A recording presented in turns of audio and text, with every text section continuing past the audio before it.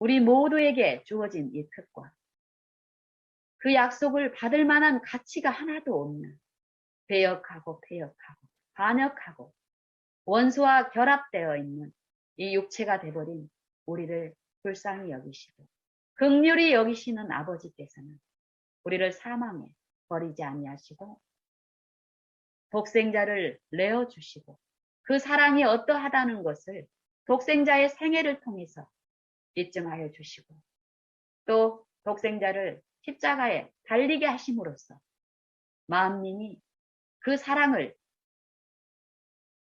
깨달을 수 있도록 구속을 베푸셨습니다.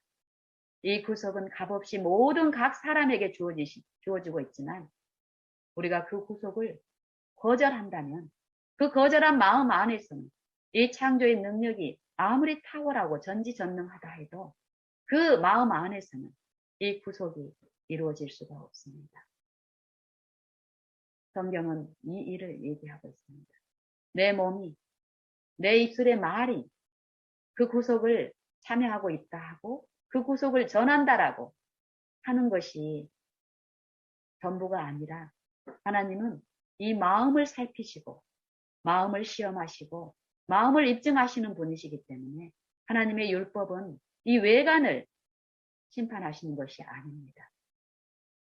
내 모든 행위뿐 아니라 내 생각과 사상 속에서 일어나는 모든 이 생각의 작용까지를 심판하십니다. 은밀한 행위까지 각 사람을 심판하신다고 말씀하십니다. 그 표준이 율법입니다. 우리가 십계명은 이 10개로 이 10가지의 하라 하지 마라 이런 것으로 이 문자를 받고 있지만 이 말씀은 하나님의 모든 말씀, 이 율법은 살아있는 의입니다. 의. 이 하나님의 품성을 이 10가지 항목 속에 우리에게 주셨는데 이 10가지 항목은 죽은 문자가 아닙니다. 살아있는 말씀입니다. 예수 그리스도이십니다. 이 말씀이 내 생각과 내 마음에 기록이 되고 입혀진다면 이 살아있는 말씀이신 그리스도께서 내 안에 계시다면 어떨까요? 율법은 죄를 깨닫게 한다고 그랬죠. 이 마음에 계신 성령은 죄를 깨우쳐 주시고 모시지 않으면 요일이 있지 않습니다. 성령을 내가 마음에 모실 때 믿음으로 그 성령은 죄를 깨닫게 하시고 성령을 통해서 십자가에 그 자비가 비춰진 그 영혼 안에서는 어떨까요? 나를 취급하시는 그분의 그 품성의 감당을 받은 이 탕자가 아버지의 집으로 돌아가듯이 회개의 일이 일어나고 성령의 역사에 의해서 회개가 일어나면 어떤가요?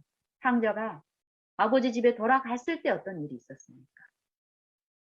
돌아가지 않았을 때도 아버지는 탕자를 기다리고 사랑하셨지만 밖에 있는 동안에는 그 사랑이 탕자의 것이 아닌 이상 탕자가 밖에 계속 있었다면 아버지의 사랑이 지속적으로 변함이 없었지만 탕자는 그 사랑에 참여하는 자로 결국은 입증되지 못합니다. 하지만 그 사랑에 반복돼서 돌아왔고 돌아온 이 탕자에게 아버지의 긍휼이 입혀졌고 구원에 참여한 자가 됐습니다. 우리도 마찬가지입니다. 우리가 믿음으로 그리스도를 모시면 내 여품성 악한 품성들이 마술을 부리는 것처럼 짠짠짠 막 이렇게 어떤 불협화음에서도 이런 일이 어떤 때 일어난다라는 것이 아닙니다. 자기를 부인하고 자기 십자가를 지고 요 육체를 지배하는 요 영적 기만자의 그 세력에서 요 싸움에서 실제적으로 역사하는 그 일에 내가 참여하는 일이 분명히 요구되고 있습니다. 거기에 우리가 성령을 믿음으로 쫓아간다면 정말 그걸 열망하여서 그걸 원한다면 우리는 성령의 일에 참여함으로써 의를 소유하는 자로서 어떤 흔들림이 오더라도 의이신 그리스도께서 내 안에 항구적으로 계심으로써 어떨까요? 더욱 승리함으로써 그 품성에 참여한 자로서 입증하고 그 이웃들에게 그 화평을 나누는 자로서 그 긍휼을 베푸는 자로서 하나님께 영광을 돌리고 그들을 하나님께 인도하는 자로서 살게 하실 것입니다. 우리 모두 다 같이 오늘 이 순간 지금 이 1시간 후는 내 것이 아닙니다. 나는 건강하니까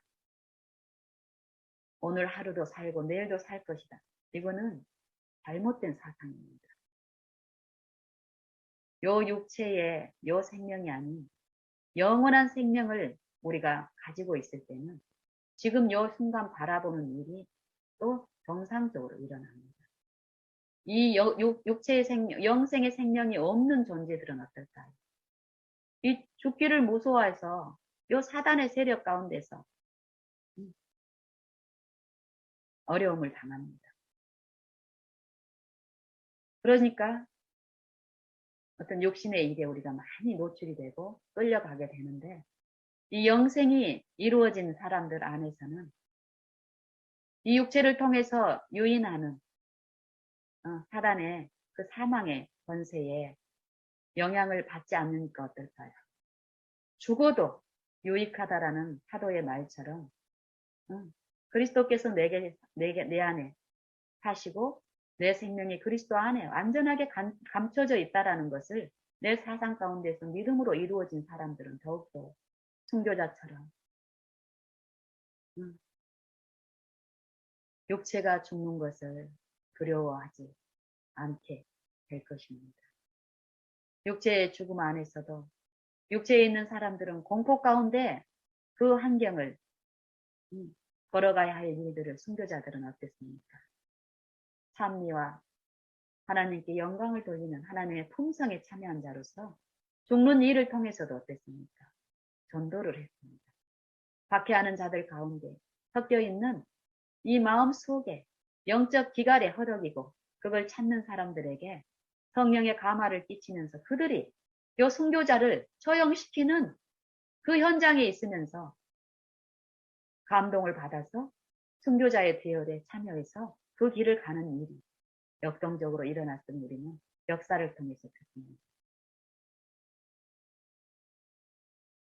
그러한 것처럼 이 역사적인 이 기록에 있는 이 주인공들만 그런 혜택이 있는 것이 아니라 우리 모든 사람에게 차별 없이 그 특권이 주어지고 있습니다. 오늘 이 하루 동안에 그 구원이 베풀어지고 은혜가 부어지고 있다라고 분명히 말씀하시는 그 말씀을 믿고 지금 이 순간 믿음으로 그리스도를 생각하고 믿음으로 그리스도를 내 마음에 모시는 하나님의 모든 말씀을 통해서 주시는 그 약속을 붙잡는 그 생애가 우리 모두에게 지금 이루어지기를 간절히 원합니다. 이상 마치겠습니다.